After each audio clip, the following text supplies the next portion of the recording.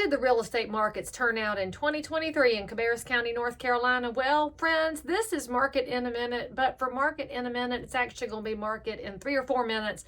So get you a cup of coffee and a notepad, and I'll tell you exactly what shook out in Cabarrus County's real estate markets.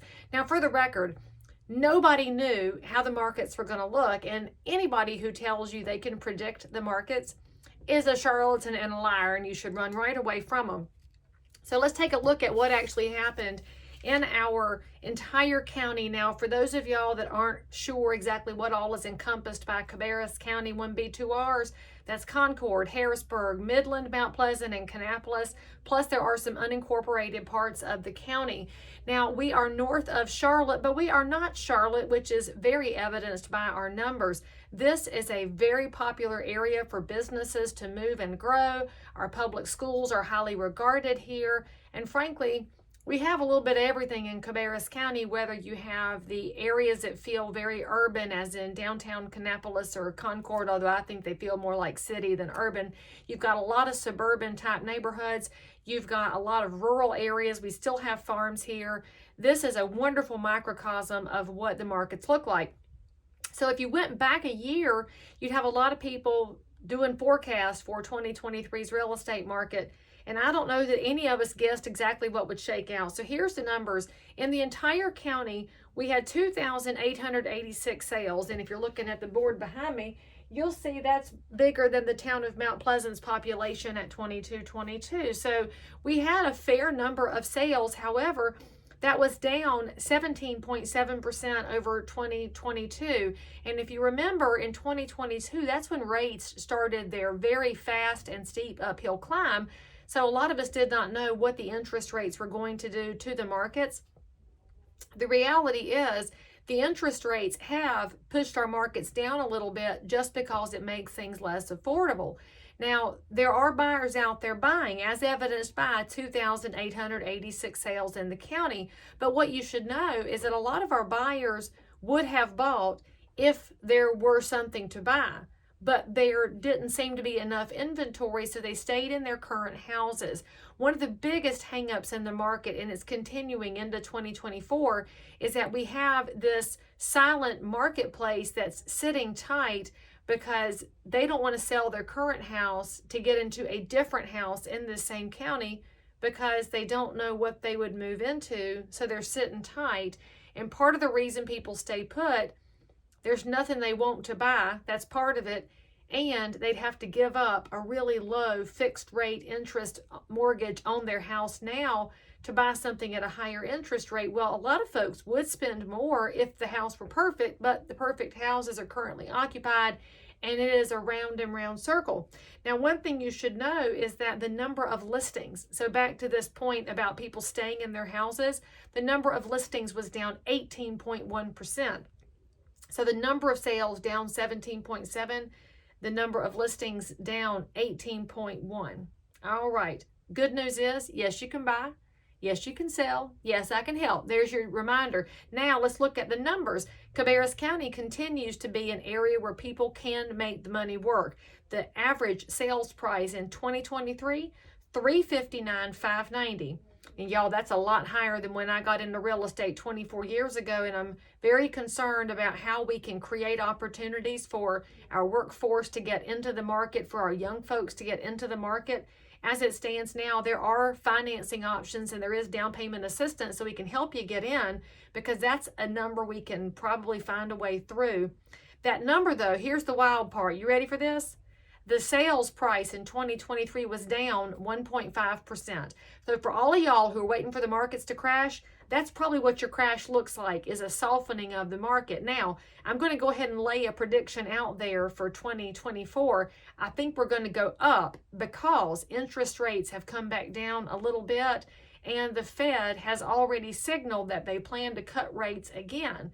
Now remember, it's a presidential election year. Make no mistake about it, the Fed is a political environment and they like incumbents. So the Fed is going to look at policies that would keep things looking favorable for the Biden administration. Now, whether you love it or hate it, you should know that's just how they operate. They don't like uncertainty. The markets don't like uncertainty.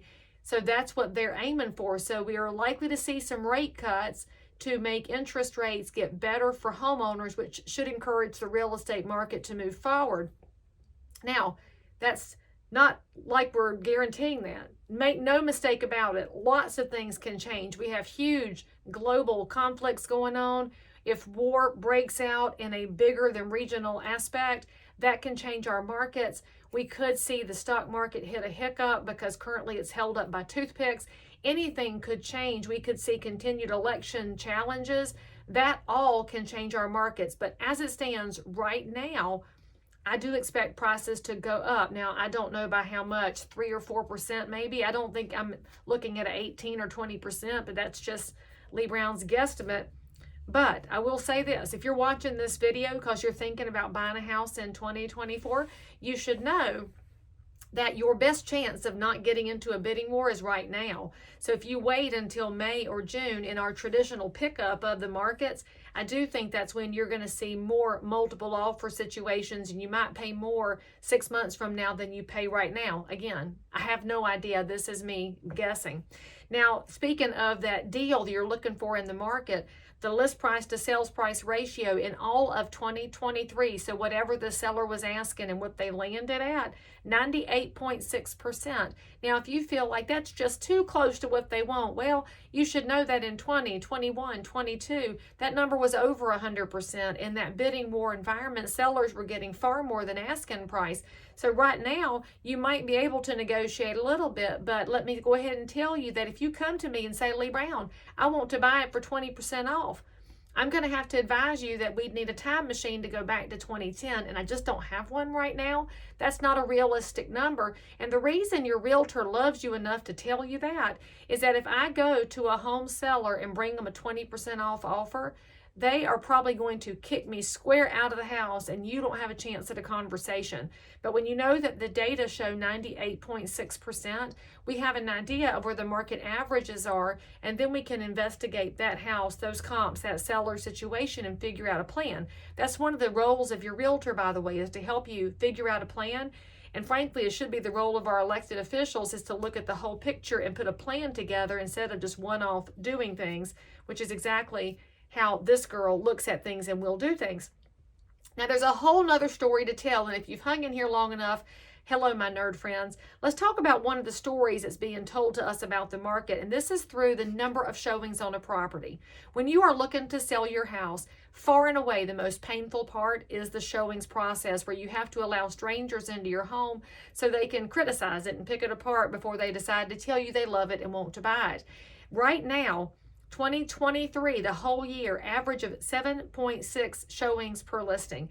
That means that in your average of 38 days on the market, you're going to be having an average of 7.6 people, let's just go ahead and round it to 8 people coming through your home to take a look at it. Now, what that means is buyers are looking. So there's a positive to that story. What's interesting to me is that's down 11.6% from 2022. Now, that does not mean that we necessarily have anything really different in the market. What it means is there are fewer buyers. They're not looking at as many houses. Now, why were they looking at more in 22? It's not because buyers looked at 30 houses then. It's because when you have that big rush of multiple offers and bidding wars, buyers had to look at more because they were dropping more offers until they got to a win. So we have that buyers are still not viewing that many houses because we don't have that much inventory. But we do know that when there's not as many buyers in the marketplace, the bidding wars aren't as aggressive. I know this sounds wildly complicated to listen to me say it, but I will tell you that if you're thinking of buying real estate, you may as well figure out if the numbers work now. If the numbers don't work, I don't think you should move forward. But if you can look at that monthly budget and it makes sense as compared to rent, then it might make sense to move forward because we're going to see changing market conditions. One thing we know about real estate all the time is that no matter what's happening in the economy, real estate is bought and sold. And we know that there is no perfect time to buy and sell real estate. There's just the timing that works for you. And I'm just going to tell you that if you're continuing to rent when you could be purchasing, you're paying somebody else's mortgage. And so if you want to investigate the numbers and see if it makes sense, call us. We will sit down with you and have an educational time, help you make sense of the markets and your budget. Because as a mom, as a business owner, as somebody who wants to make sure I can retire one day, the money matters, and I want to make sure that the outflows make sense based on the inflows. That's how I've conducted my real estate business for the last 24 years, and it's how I'm going to conduct business as your elected congresswoman if elected. So what I want you to do is look at your numbers and call your favorite local realtor, and let's make a plan. For more information, you can always follow me here, subscribe for more, ask a question in the comments. But in specific, if you want to know what's happening in the market in your zip code, ask. I'll be glad to make next Market in a Minute about your area of town.